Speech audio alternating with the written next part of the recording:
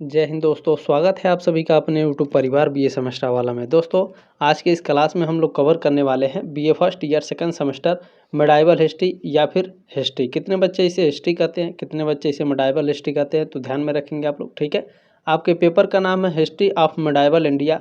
1206 ईस्वी से लेकर के 1757 ईस्वी तक आपको इसमें पढ़ना है। ठीक है, सॉल्वेड मॉडल पेपर है फॉर एग्जाम 2025 के लिए, एग्जाम 2026 के लिए भी। ठीक है, और फर्स्ट सेमेस्टर में आप लोगों का रिजल्ट काफ़ी शानदार रहा है। सेकंड सेमेस्टर में भी हम लोग आप लोगों के लिए बहुत ही ज़बरदस्त तरीके से मेहनत कर रहे हैं। लगातार आप लोगों की क्लासेस आ रही हैं। ठीक है, ये तीसरा क्लास है आप लोगों का। अब एक आध क्लास और आएगी, उसके बाद आप लोगों का महासंग्राम रिवीजन क्लासेस आएगा। उसके बाद आपका क्वेश्चन पेपर आ जाएगा, क्योंकि जल्दी आप लोगों का एग्जाम शुरू होने वाला है। ठीक है, तो ध्यान में रखेंगे जो दीनदयाल उपाध्याय गोरखपुर विश्वविद्यालय के बच्चे हैं, उनके हिस्ट्री का जो पेपर कोड है HIS 102F हो सकता है या फिर HIS 102। ठीक है, आपके विश्वविद्यालय का दोस्तों जो भी पेपर कोड होगा आप लोग कमेंट बॉक्स में कमेंट जरूर करेंगे। और ये जो क्लास है सभी यूनिवर्सिटी के लिए इम्पोर्टेंट है, जहाँ भी आपके ऑब्जेक्टिव एग्जाम होने वाले हैं। ठीक है, चाहे आप उत्तर प्रदेश में किसी भी यूनिवर्सिटी से हैं या उससे अफिलेटेड कॉलेज से हैं। ठीक है, चाहे आप बिहार में किसी भी यूनिवर्सिटी में पढ़ रहे हों या झारखंड या राजस्थान। ठीक है, जहाँ भी आपके 1206 ईस्वी से लेकर के, ठीक है, 1757 ईस्वी तक पढ़ाया जाता है मेडाइवल हिस्ट्री में। सेकंड सेमेस्टर में आप इस क्लास को अटेंड कर सकते हैं। ठीक है, पेपर का नाम आपका सेम होना चाहिए, ये बात आप लोग ध्यान रखिएगा। ठीक है, चले दोस्तों, इसमें फर्स्ट क्वेश्चन देखिए, आपसे पूछा गया है कि किस सुल्तान के बाद रजिया सिंहासन पर रूढ़ हुई, यानी किस सुल्तान के बाद रजिया सुल्तान सिंहासन पर बैठी थी। तो रुकनुद्दीन फिरोज शाह के बाद रजिया सुल्तान सिंहासन पर बैठी थी। यहाँ से कई क्वेश्चन बनते हैं कि रजिया सुल्तान का शासनकाल कब से कब तक रहा और रजिया सुल्तान किसकी बेटी थी। ये क्वेश्चन कई बार आपके एग्जाम में पूछ चुका है, तो ध्यान में रखिएगा। रजिया सुल्तान इल्तुतमिश की बेटी थी। ठीक है, और जो इनका शासनकाल है दिल्ली सल्तनत पर, वो 1236 से लेकर के 1240 ईस्वी तक रहा। ठीक है, बी ऑप्शन आपका राइट है इसमें पहले का। और ये सारे जो क्लास नोट्स और PDF हैं, ये टेलीग्राम ग्रुप से आप लोग जरूर जाकर डाउनलोड कर लीजिएगा। ठीक है, वहाँ से आप लोग भी रिवीजन करते रहिएगा। ठीक है, चले, और जितने भी क्लासेस हैं डिस्क्रिप्शन बॉक्स में प्लेलिस्ट का लिंक दिया गया है, जाकर के जरूर सारे क्लासेस को देख लीजिएगा। ठीक है, टॉपिक पर आइए। सेकंड क्वेश्चन है, कुतुबुद्दीन ऐबक दासी के किस बाजार में बिका। तो कुतुबुद्दीन ऐबक गजनी के बाजार में बिका था। ठीक है, डी ऑप्शन आपका राइट है। यहाँ जो क्वेश्चन है ना, ये क्वेश्चन दो तरीके से आपके एग्जाम में पूछा जाता है, ऑप्शन चेंज हो जाता है। ठीक है, ध्यान से देखिएगा। देखें, कुतुबुद्दीन ऐबक को बचपन में दास के रूप में निसापुर के दास बाजार में बेचा गया था। बाद में उसे गजनी में मोहम्मद गौरी ने खरीद लिया। ठीक है, ये दो बार बिका था, पूछा जाता है एग्जाम में, दो बार बिकने वाला सुल्तान कौन है। तो ये कुतुबुद्दीन ऐबक है। एक बार ये निसापुर के बाज़ार में बिका था बचपन में, फिर इसको ये दोबारा बिका था गजनी में, जब ये पूरी तरीके से तैयार हो गया था सेना में भर्ती के लिए। ठीक है, तो ये सारी चीज़ें आपको अच्छे से याद रखनी है। नेक्स्ट क्वेश्चन है, मोहम्मद बख्तियार खिलजी किसका समकालीन था। मोहम्मद बख्तियार खिलजी किसका समकालीन था। तो ये कुतुबुद्दीन ऐबक का समकालीन था मोहम्मद बख्तियार खिलजी। बी ऑप्शन आपका राइट है। नेक्स्ट क्वेश्चन है कि रजिया को किसने कैद किया। तो रजिया को कैद करने वाले अल्तुनिया थे। ठीक है, फर्स्ट ऑप्शन आपका राइट है, रजिया को इन्होंने कैद कर लिया था। ठीक है, किडनैप कर लिए थे, फर्स्ट ऑप्शन आपका राइट है। देखें, रजिया को बठिंडा के गवर्नर मलिक इख्तियारुद्दीन अल्तुनिया ने कैद किया था। इनका पूरा नाम भी याद रखेंगे। ठीक है, क्योंकि पूरा नाम भी कभी कभी आपके एग्जाम में पूछ लिया जाता है। इसमें नेक्स्ट क्वेश्चन आपसे पूछा गया है, कुतुब मीनार का पूर्णतः निर्माण किसने कराया। कुतुबुद्दीन ऐबक ने, बलबन ने, अलाउद्दीन खिलजी ने या इल्तुतमिश ने। कुतुब मीनार का पूर्णतः निर्माण किसने कराया था। तो पूर्ण रूप से निर्माण इल्तुतमिश ने कराया था। कुतुबुद्दीन ऐबक के द्वारा यह शुरू किया गया था। ठीक है, कुतुब मीनार का पूर्ण निर्माण इल्तुतमिश ने करवाया था, जबकि कुतुबुद्दीन ऐबक ने इसका निर्माण शुरू किया था। शुरू किसने किया था और पूर्ण किसने किया था, ये दोनों चीज़ें आपको पता चल गई। ठीक है, कुतुब मीनार को बनवाने का जो शुरुआत है वो किसने किया था, कुतुबुद्दीन ऐबक ने। और ये पूरा नहीं बनवा पाया था, केवल फर्स्ट मंजिल बनवा पाया था। उसके बाद इल्तुतमिश है, इल्तुतमिश इसके बाद पूर्ण करवाए थे, 2 मंजिल और इसके ऊपर बनवाए थे। ठीक है, तो ये सारी चीज़ें आपको ध्यान में रखनी है और ये सारी चीज़ें आपके एग्जाम में पूछी जाती हैं। ठीक है, चले, इसमें नेक्स्ट क्वेश्चन है, किस भारतीय सुल्तान के शासनकाल में चंगेज खान भारतीय सीमा पर पहुंचा। किस भारतीय सुल्तान के शासनकाल में बताइए। बिल्कुल, इल्तुतमिश के शासनकाल में जो चंगेज खान था वो भारतीय सीमा पर पहुंचा था। बी ऑप्शन आपका राइट है।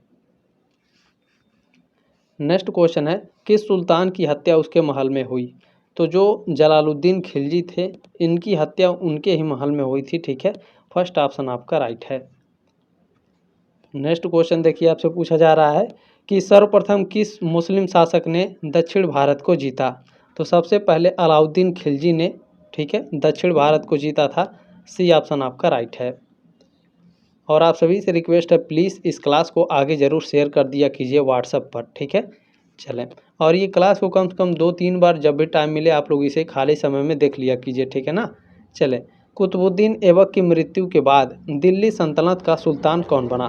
तो कुतुबुद्दीन ऐबक जब मर गया तो दिल्ली सल्तनत का जो सुल्तान थे वो इल्तुतमिश बने थे।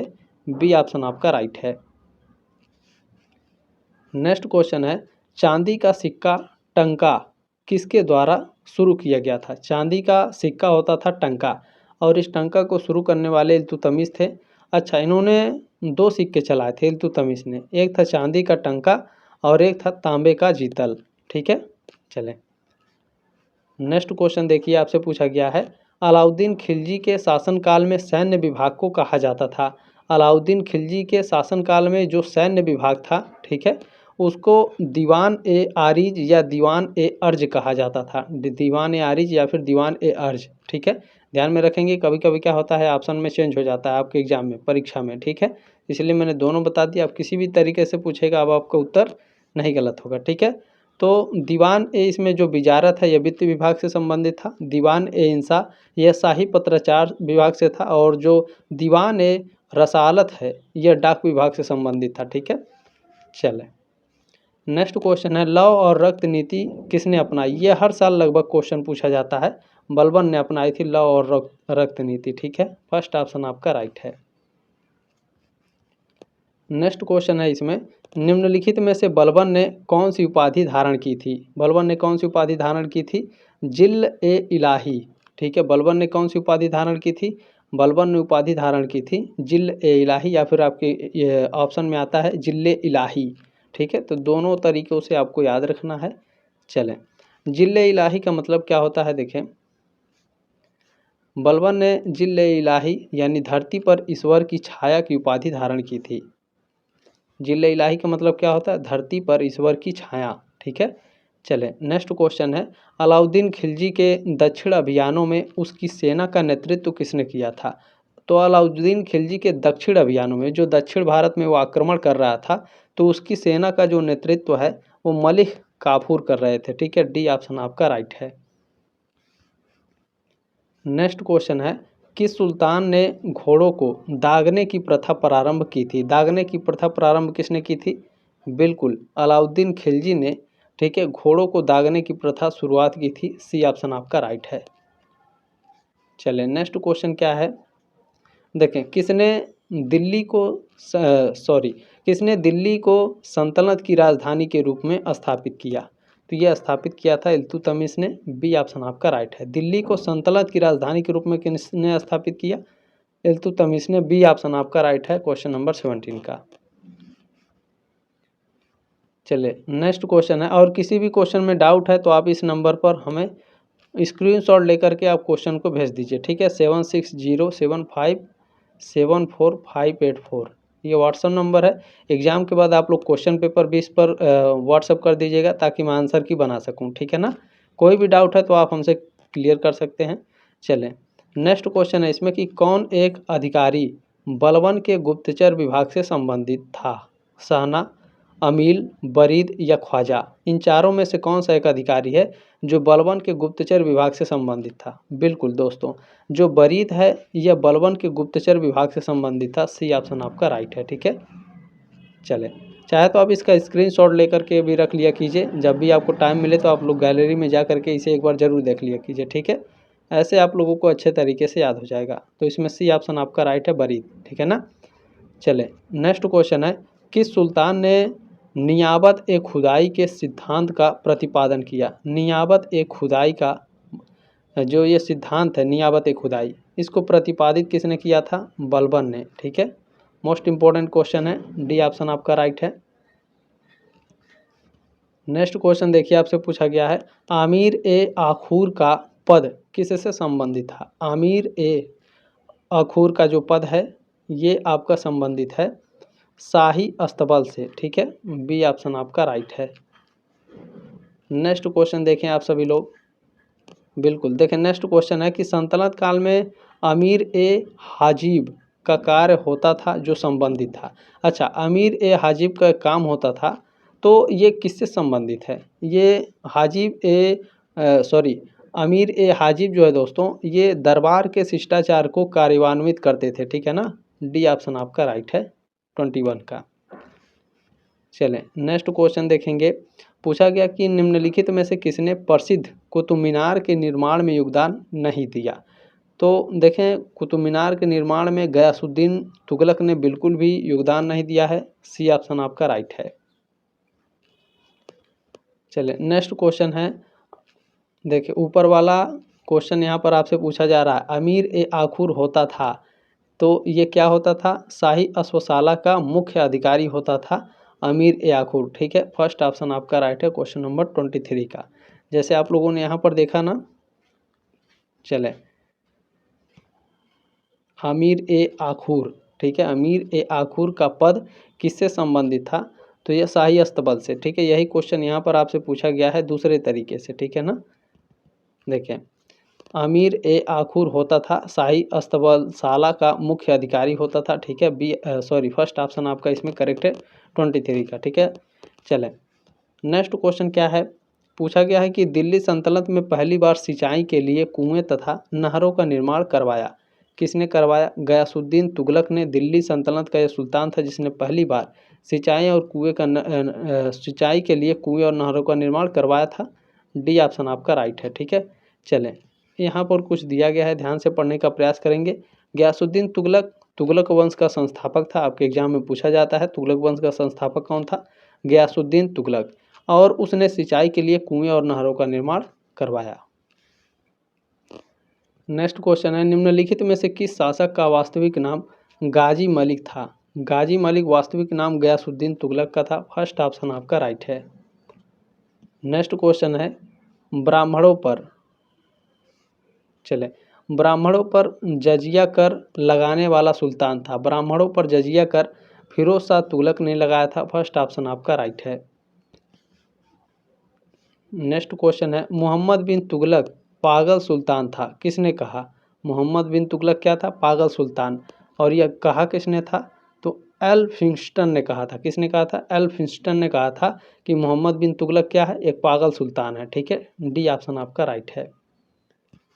नेक्स्ट क्वेश्चन है कि लोदी वंश के शासकों में भारत पर कितने वर्ष तक शासन किया था। लोदी वंश के जो शासक थे वो भारत पर कितने वर्ष तक शासन किए थे, तो 75 वर्ष तक, ठीक है, सी ऑप्शन आपका राइट है। पूछेगा कि लोदी वंश का शासनकाल कब से कब तक रहा, लोदी वंश की स्थापना किसने की थी, ये सारी चीज़ें पूछी जाती हैं, ठीक है।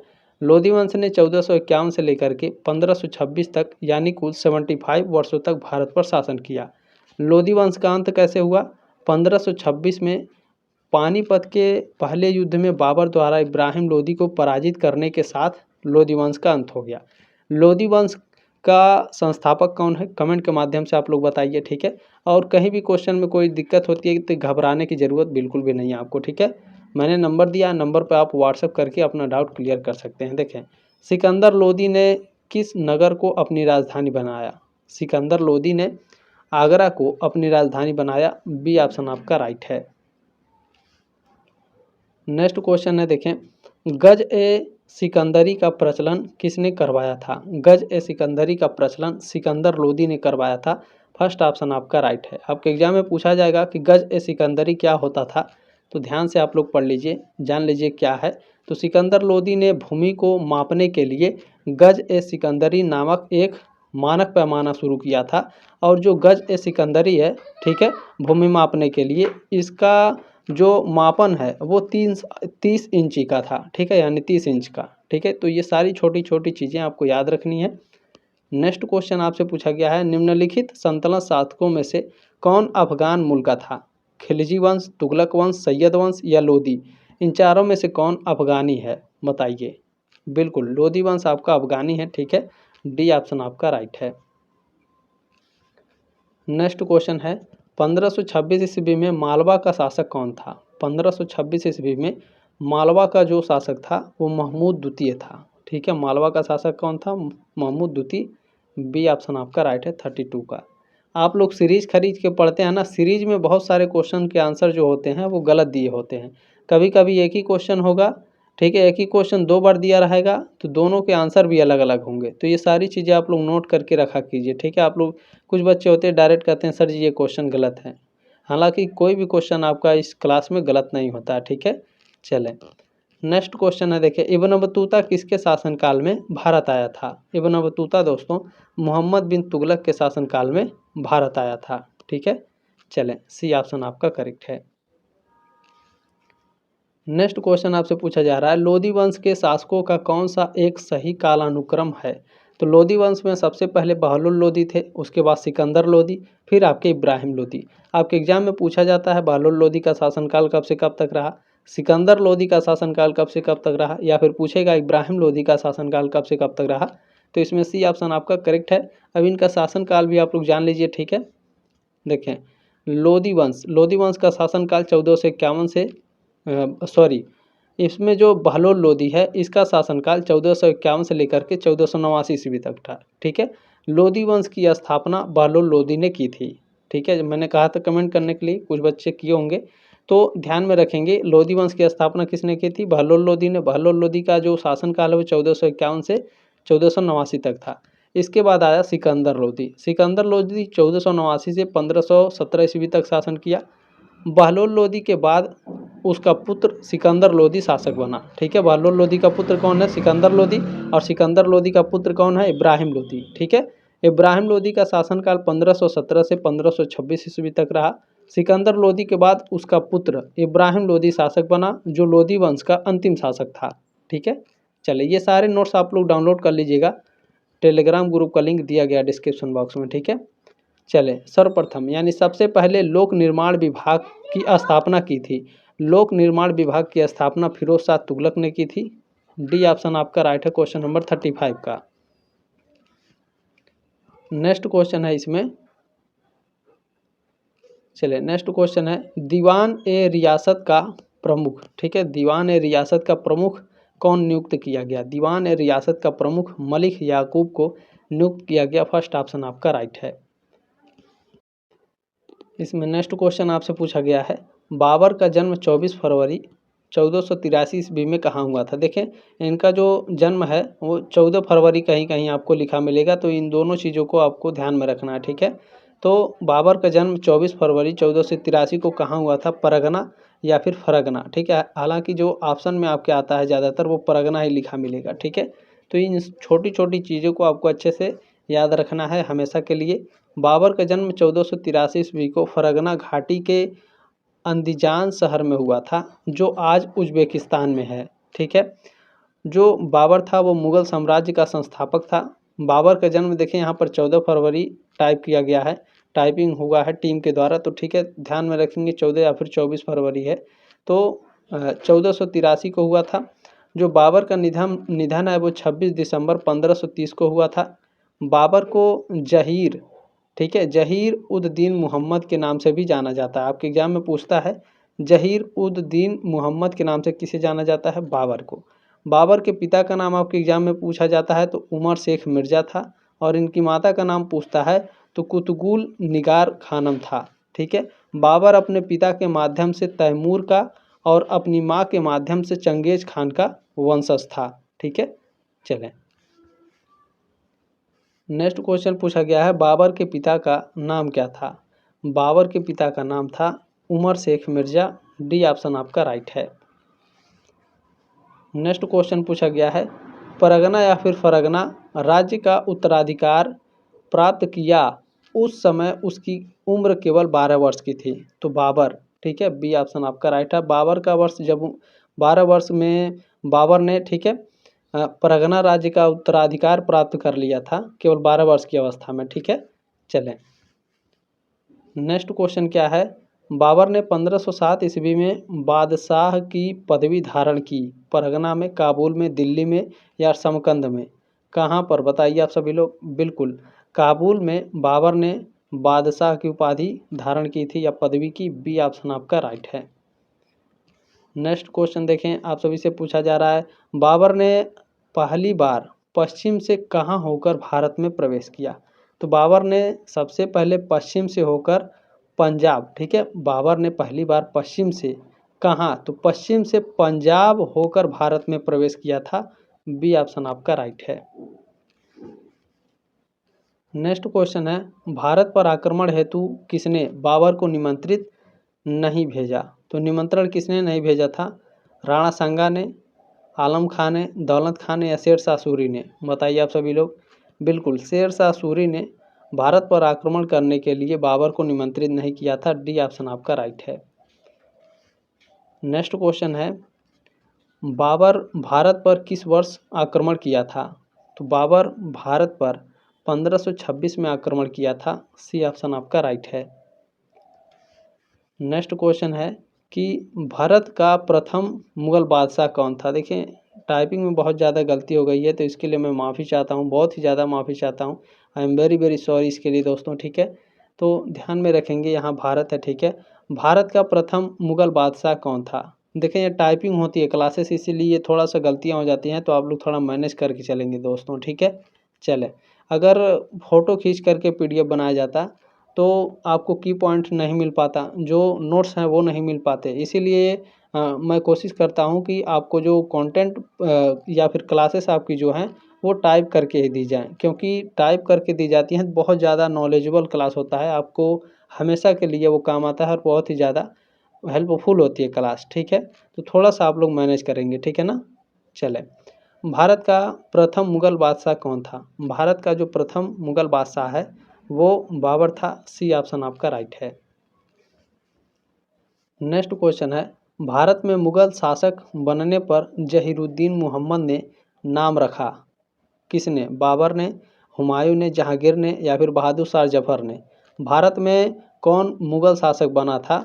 ठीक है, मुगल शासक बनने पर जहीरुद्दीन मोहम्मद नाम किसने रखा?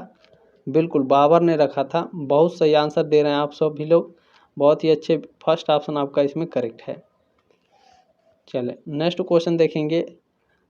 बिल्कुल देखें, नेक्स्ट क्वेश्चन है, 1526 में लड़ी गई पानीपत की पहली लड़ाई में बाबर से कौन पराजित हुआ था? तो पानीपत की पहली लड़ाई कब हुई थी? 1526 में। और बाबर से पराजित कौन हुआ था? इब्राहिम लोदी, लोदी वंश का अंतिम शासक, ठीक है। चलें, नेक्स्ट क्वेश्चन इसमें पूछा गया आपसे कि बाबर ने प्रसिद्ध तुलुगमा नीति का प्रयोग सर्वप्रथम किस युद्ध में किया? तुलुगमा नीति बहुत ही फेमस है और इसका जो प्रयोग है बाबर ने पानीपत के प्रथम युद्ध में किया था 1526 में। फर्स्ट ऑप्शन आपका राइट है। चलिए नेक्स्ट क्वेश्चन है, पादशाहनामा का लेखक कौन है? इसके लेखक अब्दुल हमीद लाहौरी हैं। डी ऑप्शन आपका राइट है, ठीक है। पादशाहनामा का लेखक कौन है? अब्दुल हमीद लाहौरी। बहुत ही मोस्ट इंपॉर्टेंट ये क्वेश्चन है, कई बार पूछ चुका है आपके एग्जाम में, ठीक है। आराम शाह कितने महीने तक सिंहासन पर रहा? आराम शाह 8 महीने तक शासन किया था। बी ऑप्शन आपका राइट है। नेक्स्ट क्वेश्चन देखिए, आप सभी से पूछा जा रहा है, एक सूफी संत ने कहा दिल्ली अभी दूर है, वे थे? किसने कहा था बताइए?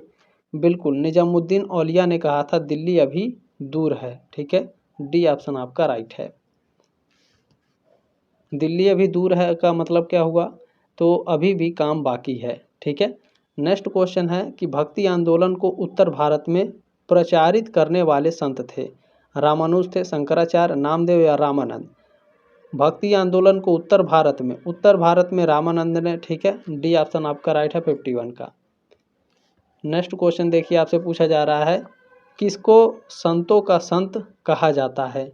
संतों का संत कबीर रैदास जी को कहा जाता है। फर्स्ट ऑप्शन आपका राइट है। नेक्स्ट क्वेश्चन है, दक्षिण भारत से उत्तर भारत में भक्ति आंदोलन किसने चलाया? उत्तर से लेकर के दक्षिण तक भक्ति आंदोलन रामानंद जी ने चलाया था। फर्स्ट ऑप्शन आपका राइट है। नेक्स्ट क्वेश्चन देखिए आप सभी लोग, चैतन्य महाप्रभु किस संप्रदाय से जुड़े थे? चैतन्य महाप्रभु गौड़ी संप्रदाय से जुड़े थे। सी ऑप्शन आपका राइट है। जब देखें आप लोगों का रिवीजन क्लास आएगा तो एकदम जल्दी जल्दी क्वेश्चन को बता दिया जाएगा, ठीक है। तो ये बात आप लोग ध्यान रखेंगे, ये क्लास है तो ध्यानपूर्वक पढ़िए। निम्न में से किसका मिलान गलत है? नामदेव महाराष्ट्र से संबंधित हैं, बिल्कुल। चैतन्य महाप्रभु जो हैं ये बंगाल से। नरसिंह मेहता ये भी गुजरात से हैं। वल्लभाचार्य आपके गुजरात से संबंधित नहीं है। डी ऑप्शन आपका राइट है 55 का। जो वल्लभाचार्य हैं दोस्तों ये आंध्र प्रदेश या तो फिर छत्तीसगढ़ से संबंधित है, ठीक है। तो ध्यान रखेंगे आंध्र प्रदेश से मेरे हिसाब से, ठीक है। चले नेक्स्ट क्वेश्चन है, पुष्टि मार्ग के दर्शन की स्थापना किसने की? पुष्टि मार्ग के दर्शन की स्थापना वल्लभाचार्य ने की थी। डी ऑप्शन आपका राइट है। नेक्स्ट क्वेश्चन है, अष्टछाप की स्थापना किसके द्वारा की गई? अष्टछाप की स्थापना आचार्य विठलनाथ द्वारा की गई थी। फर्स्ट ऑप्शन आपका राइट है। और ये अष्टछाप वाला क्वेश्चन कई बार आपके एग्जाम में आ चुका है, ठीक है। तो ध्यान में रखेंगे। तुलसीदास किस राजा के राजस्व काल में थे? तुलसीदास किस राजा के राजस्व काल में थे बताइए? बिल्कुल अकबर के। सी ऑप्शन आपका राइट है। चलिए नेक्स्ट क्वेश्चन देखिए। बिल्कुल देखिए नेक्स्ट क्वेश्चन है कि निम्न में से सबसे अधिक सुधारवादी भक्ति संत कौन थे? रामानंद थे, तुलसीदास जी, कबीरदास या फिर नामदेव। इन चारों में से सबसे अधिक सुधारवादी भक्ति संत कौन थे भैया? बिल्कुल कबीरदास जी थे। सी ऑप्शन आपका राइट है। नेक्स्ट क्वेश्चन है, इस्लाम धर्म के पैगंबर मोहम्मद साहब का जन्म कहाँ हुआ था? इनका जन्म मक्का में हुआ था। सी ऑप्शन आपका राइट है। नेक्स्ट क्वेश्चन है, सूफी संप्रदाय का उद्भव हुआ था हिंदुत्व से, सिखों से, इस्लाम से या फिर बौद्ध धर्म से? सूफी संप्रदाय का उद्भव किससे हुआ था? इस्लाम धर्म से सूफी संप्रदाय का उद्भव हुआ था। सी ऑप्शन आपका राइट है। नेक्स्ट क्वेश्चन आपसे पूछा गया है, भारत में चिश्ती सिलसिले की शुरुआत किसने की? भारत में चिश्ती सिलसिले की शुरुआत ख्वाजा मुइनुद्दीन चिश्ती ने की थी। सी ऑप्शन आपका राइट है। देखें यहाँ पर आप सभी लोग, ख्वाजा मुइनुद्दीन चिश्ती 1141 से 1236 ईस्वी तक, ठीक है, चिश्ती सूफी परंपरा के प्रमुख संत थे और उन्होंने भारत में इस सिलसिले की नींव रखी। उनका दरगाह अजमेर राजस्थान में स्थित है, जो एक प्रमुख तीर्थ स्थल है प्रेजेंट टाइम में, ठीक है। चलें नेक्स्ट क्वेश्चन पूछा गया है, इस्लामी रहस्यवादी आंदोलन को कहा जाता है? इस्लामी रहस्यवादी आंदोलन को क्या कहा जाता है? सूफी आंदोलन कहा जाता है, ठीक है। फर्स्ट ऑप्शन आपका राइट है। नेक्स्ट क्वेश्चन देखिए आप सभी लोग, भारत में किस सूफी सिलसिले को सर्वाधिक सफलता मिली? तो चिश्ती सूफी सिलसिले को सबसे ज़्यादा सफलता मिली थी भारत में। फर्स्ट ऑप्शन आपका राइट है। नेक्स्ट क्वेश्चन है कि सूफिया कलाम क्या कर रहा है? सूफिया कलाम जो एक प्रकार का भक्ति संगीत है, विशेषता है, किसकी विशेषता है? गुजरात की, कश्मीर की या फिर राजस्थान की? बिल्कुल सूफिया कलाम कश्मीर की एक विशेषता है। बी ऑप्शन आपका राइट है 65 का। नेक्स्ट क्वेश्चन आपसे पूछा गया है, दारा सिकोह ने किस सूफी सिलसिले को अपनाया था? दारा सिकोह ने किस सूफी सिलसिले को अपनाया? कादरी सूफी सिलसिले को दारा सिकोह ने अपनाया था, ठीक है। चलें डी ऑप्शन आपका राइट है। नेक्स्ट क्वेश्चन है, जजिया कर को किसने समाप्त किया था? जजिया कर को लागू किसने किया था, समाप्त किसने किया था, फिर लागू किसने किया था? ये सारे क्वेश्चन आपके एग्जाम में पूछे जाएंगे, ठीक है। तो जजिया कर को समाप्त किसने किया था बाबू? बिल्कुल जजिया कर को अकबर ने समाप्त किया था। बी ऑप्शन आपका राइट है क्वेश्चन नंबर 67 का। अब आगे चलें, इसमें आप लोग देखिए ध्यान से, जजिया कर को मुग़ल शासक अकबर ने 1564 ईस्वी में समाप्त किया था। आप लोगों को डेट भी सन भी याद रखना, ठीक है। अच्छा, इसके बाद औरंगजेब ने 1679 ईस्वी में जजिया कर को फिर से लागू कर दिया, ठीक है। यानी जजिया कर को पहले लागू किसने किया था? तो ये आप लोग कमेंट बॉक्स में बताइएगा, आपका होमवर्क है। जजिया कर को समाप्त कर दिया गया 1564 में अकबर के द्वारा, फिर 1679 में औरंगजेब ने जजिया कर को फिर से चालू कर दिया, ठीक है। चलिए ये सारी चीज़ें आपके एग्जाम में पूछी जाती हैं तो ध्यान में रखेंगे। नेक्स्ट क्वेश्चन है, अकबर किस वर्ष दास प्रथा का अंत कर मानव अधिकारों को संरक्षण दिया? तो अकबर ने दास प्रथा को कब समाप्त किया था? दास प्रथा को समाप्त किया था 1562 ईस्वी में, ठीक है। बी ऑप्शन आपका राइट है 68 का। चलिए, दास प्रथा मतलब आप समझ रहे हैं क्या है। अगर आपके पिताजी किसी के घर नौकरी कर रहे हैं किसी का, ठीक है, तो आपको भी करना पड़ेगा, आपके बच्चों को भी करना पड़ा, तो ये दास प्रथा होती थी, ठीक है। अच्छा, सती प्रथा क्या है। सती प्रथा की निरुत्साहित करने वाला मुगल सम्राट था, यानी इस पर रोक लगाने वाला सती प्रथा पर। सती प्रथा में क्या होता था कि अगर हस्बैंड का डेथ हो जाता था तो उसके साथ वाइफ भी चीते पर जलकर राख हो जाती थी, ठीक है, वो सती प्रथा थी।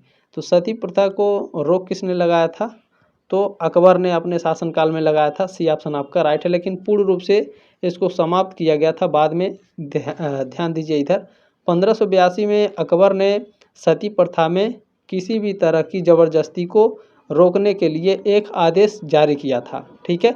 लेकिन बाद में अंततः ब्रिटिश भारत के governor general Lord William Bentinck ने 1829 में सती प्रथा को प्रतिबंधित कर दिया था, यानी पूर्ण रूप से समाप्त हुआ था 1829 में।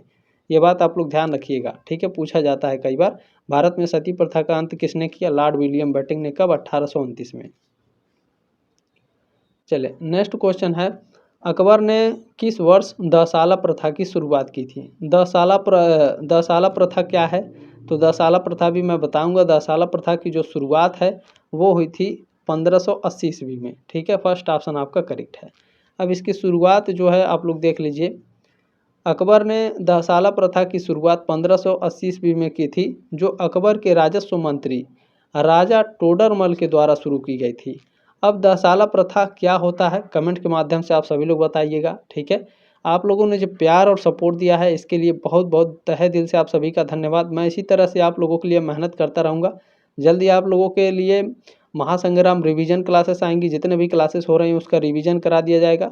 क्वेश्चन पेपर तो आपको मिलेगा ही, और बाकी सारी चीज़ें आपको फ्री में मिलेंगी। ये आपका अपना ही चैनल है, प्लीज़ सब्सक्राइब करके सपोर्ट जरूर करें, ठीक है।